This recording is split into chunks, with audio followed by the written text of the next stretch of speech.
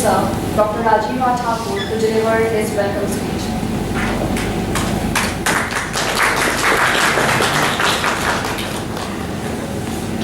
Very good morning to all of you, and it is indeed a privilege and an honor to welcome the dignitaries on the dais. Mr. Rajneesh Kataria from Lipscomb, the chief guest for the day, Mr. Praveen, the guest of honor, and our own Dr. Amit Bagal. So it is indeed a privilege to have you here, and thanks for taking your time out and gracing this occasion. In fact, after the introductory speech and the welcome address of Dr. Anurag, and with the dignitaries sitting over here, I think I should not be taking much of your time. We have actually gathered to learn something and gain from the experience which these experienced people are going to share with us on this subject.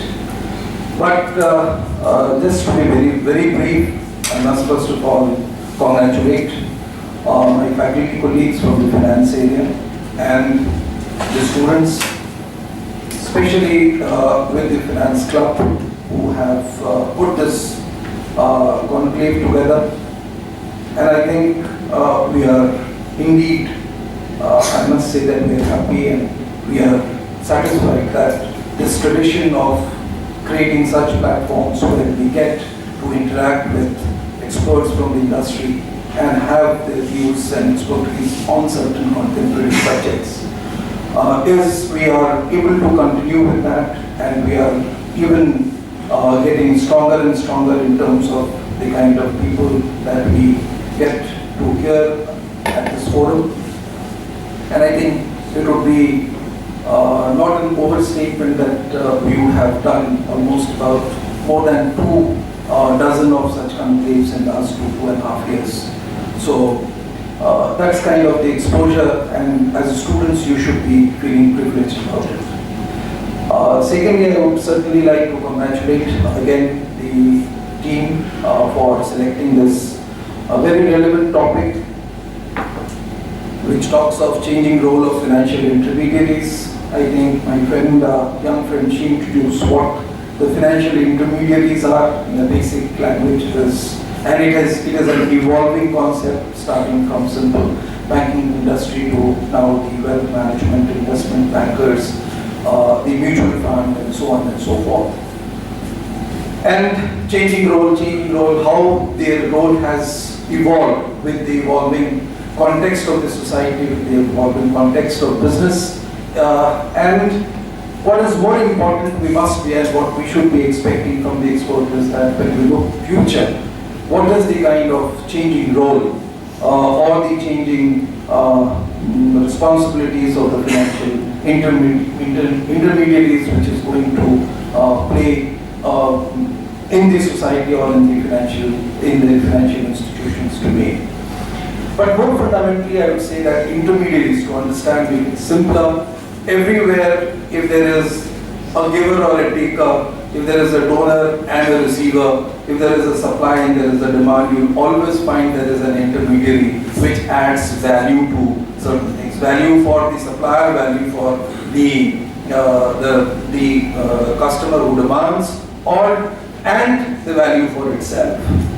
Now, putting that in context, a simple example would be when I'm talking of a donor or a receiver, you are having an ailment, there is some kind of a replacement which has to happen, there is a donor, say for example the kidney, and there is a donor and there is a receiver and there is a hospital and a team of experts, and they add value by matching the profile and doing the right kind of transplantation. So that is the kind of intermediation which happens in a day-to-day life, right? Now, I was thinking in the morning, go back to the best way to understand more simply is the Indian mythology. We just had Navratras. Talk about Shakti. What is that? There was a demon called Mahishasura, right? I will not go into the question-answer mode, right? He was troubling the gods, right? Now, gods wanted to be, and he in fact conquered the gods. So finally they wanted to get rid out of it. So what did they do? All gods went to an intermediary called Lord Shiva. They all pulled there, and what was the solution? What this intermediary do? He took all the sources, good things of every god, and he contributed his part and created a value and created a Shakti, a power that was what is Durga, who was able to kill that demon, and the objective was met. The value addition, in the process, there was an intermediary who created some value for someone who was suffering, and an objective was met.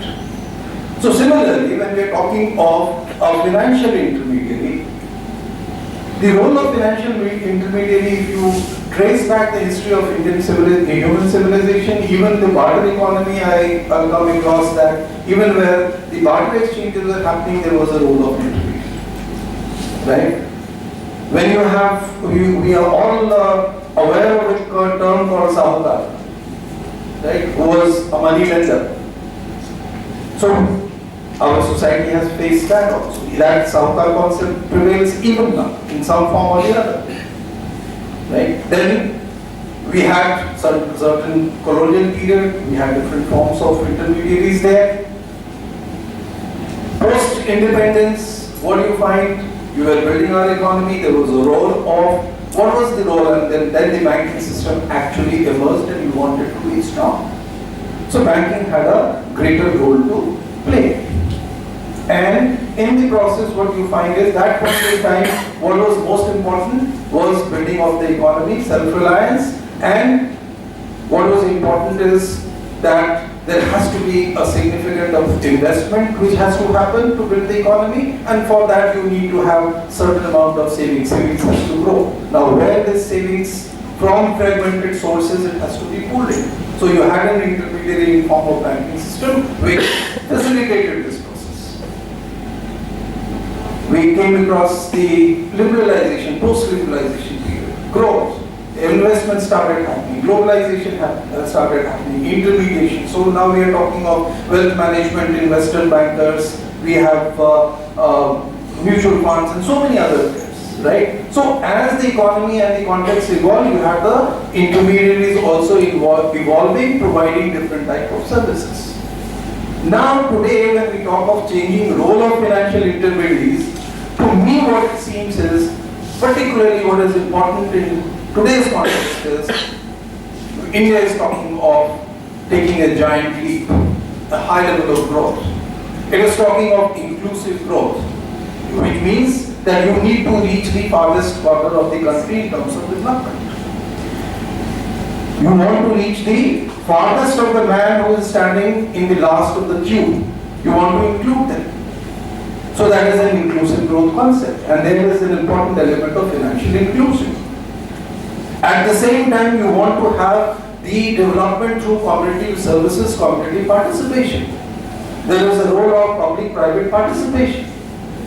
And parallelly, when you look at the global environment, your economy is integrated more and more with the global influences and global economies, and therefore you are finding opportunities as well as you are finding more and more risks around you. Isn't it? Then you have, with young generation, you are talking of entrepreneurship. You are talking of investments. You are talking of FDIs. You are talking of building nations. Right? So in this kind of a context, what is the role which these financial intermediaries are going to play? What are the challenges? What are the risks? I think this is something which we need to understand.